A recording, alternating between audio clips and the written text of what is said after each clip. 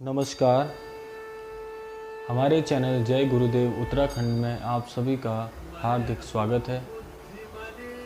आज काफ़ी समय बाद यह वीडियो आप सभी की इच्छा अनुरूप बनाया जा रहा है।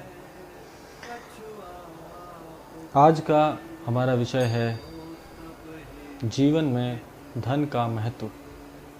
जी हाँ, जीवन में धन की जो आवश्यकता है या धन को जो हमारे जीवन में हम सभी के द्वारा महत्व दिया जाता है, आज हम उसी विषय पर संक्षिप्त चर्चा करेंगे। हम सबके जीवन में धन का एक विशेष महत्व प्राय देखने को मिलता है।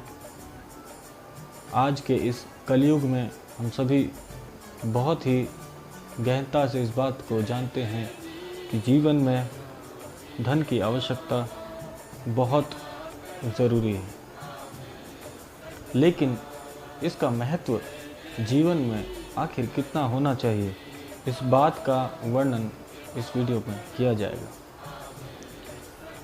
इस बात से कोई भी व्यक्ति इनकार नहीं कर सकता कि जीवन में धन का होना आवश्यक है, लेकिन धन का महत्व और धन की आवश्यकता इन दोनों में बहुत ही गहरा संबंध भी है और अंतर भी है।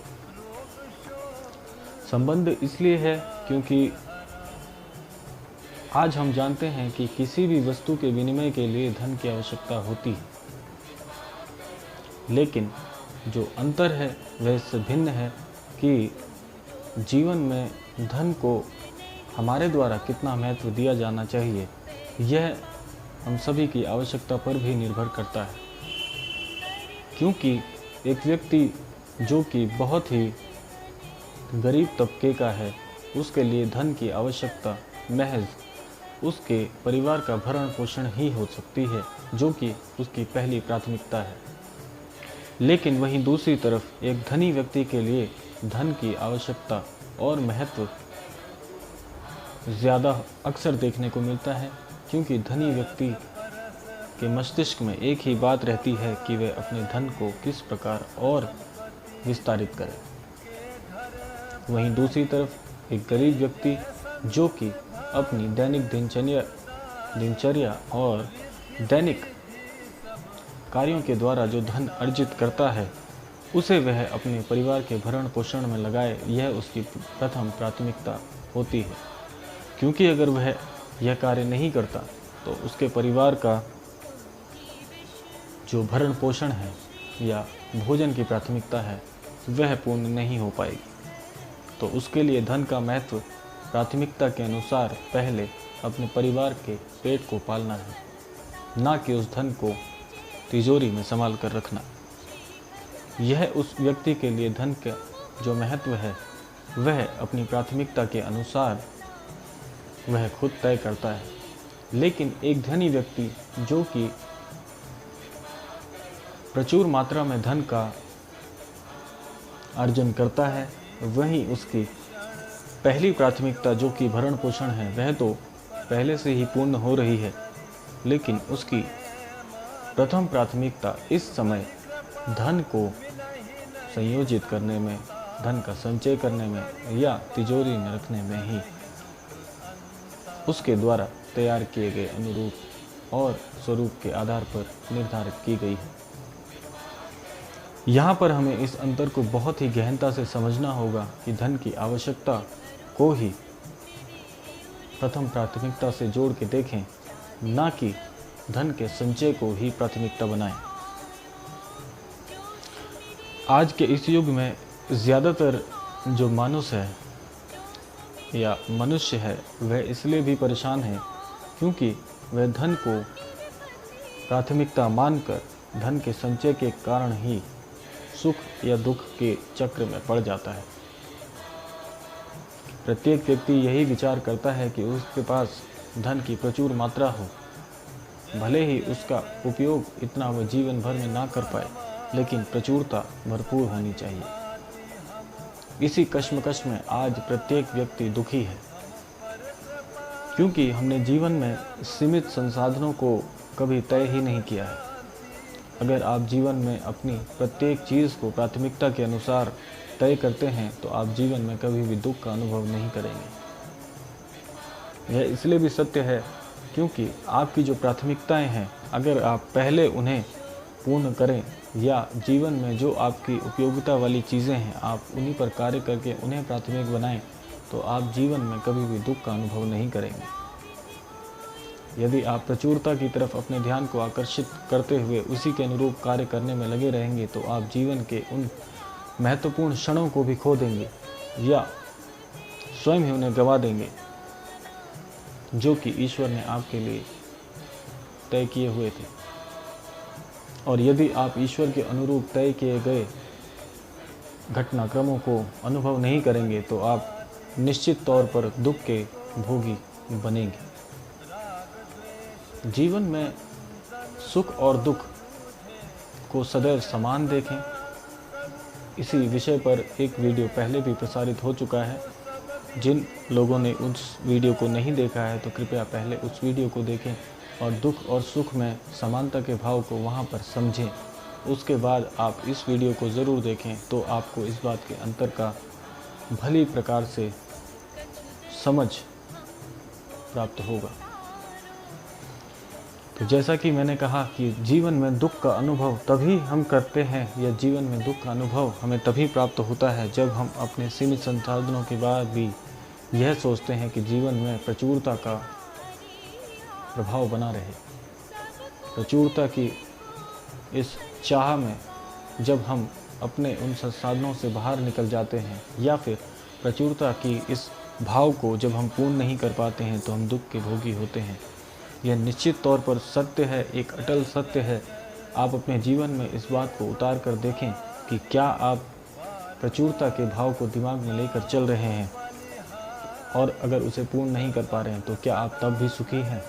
यदि आप तब खुद को सुख का भोगी मानते हैं तो आप निश्चित तौर पर संतत्व के भोग को प्राप्त करने वाले हैं या कर रहे हैं।